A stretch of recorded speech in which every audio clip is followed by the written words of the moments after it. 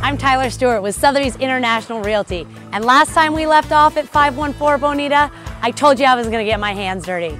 Well, at this point in the construction process, I actually feel like I'm standing on a mountain of concrete. Come on in, I'll show you what we've been up to.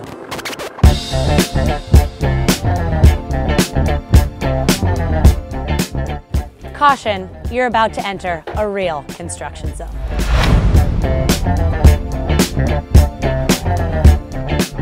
So we've done a lot of work here since the last time you were here. We're gonna start upstairs because we haven't done a ton of work up here. But last time you were here, we had all the walls up, dirty kitchen, dirty carpet, nastiness everywhere. Basically, all we did up here was take everything down to the skeleton.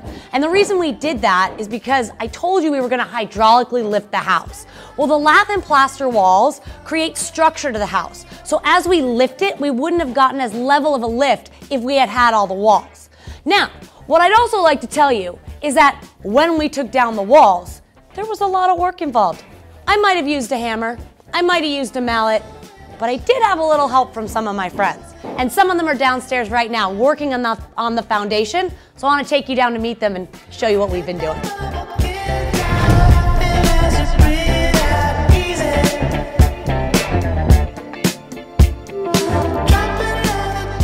And these are my friends, Sammy, Freddie Jr., and Freddie. Now when I'm not working hard with my hammer and my mallet, these guys are holding down the fort. And today, we're working on the foundation. So let me walk you through what we're doing.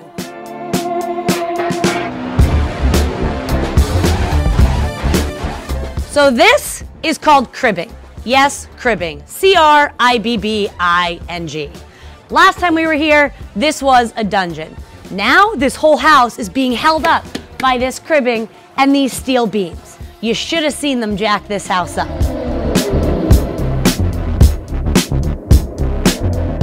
So after we jacked the house up, I think it's sitting about 2 to 3 feet higher than it was originally. We demoed all the walls and then became the process of digging out all this dirt. Again, I don't remember if you guys remember what this place looked like, but it was shallow, it was dark, it was probably only about 6 feet in ceiling height in a lot of places. And now you can see we're way up there. So after everything was dug out, we had to bury all the sewer pipes. So all our sewer pipes are in, all the dirt has been dug out, and what we're doing now that you'll see around the outside perimeter of this is we're creating the structure in order to pour the footings and the concrete slab that will make our foundation. The most exciting part of this foundation is actually what's happening at the back side of the house with Sammy, Freddie, and Freddie Jr. right now. And I'm gonna show you what we had to do to make sure that this house was built as solidly as possible. Work hard, play hard, work hard, play hard, work hard, play hard, work hard, play hard. Work, work, work, work, work, work, work, work,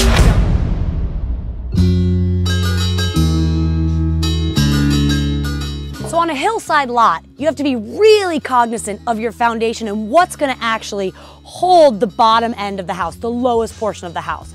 So what we had to design here, the structural engineer designed, was 6 piers that are on the back end or the lowest part of the house. These piers all differ in depth, anywhere from 12 feet to 23 feet deep. And what you'll see with these piers, let me explain these piers to you. So this right here is a 20-foot deep hole. These guys came in with a hydraulic drill and dug 25-foot holes. We then had these steel cages built exactly for these holes.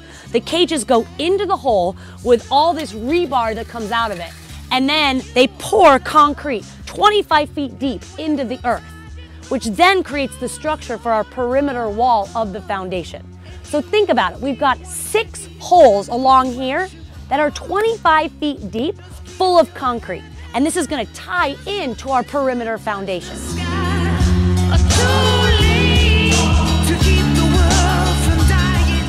So what's next? We finish off this framing, which will create the structure for our concrete foundation to go up against.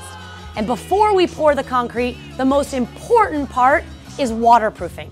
So we'll start with 3 inches of gravel, which will be brought down here by hand, unfortunately. Not these hands, thank God. 3 inches of gravel, then we put a 10mm waterproof plastic lining all the way up the walls, all the way under what will be the foundation.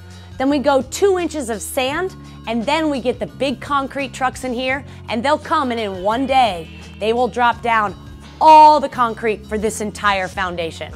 After that, we go to framing. So the next time we're here, you're gonna see a brand new foundation, and the entire place will be framed out, and you'll be able to start seeing what this place is truly gonna be. So as you can see, lots of progress has been made, but we got a long way to go, especially before my July 1st deadline.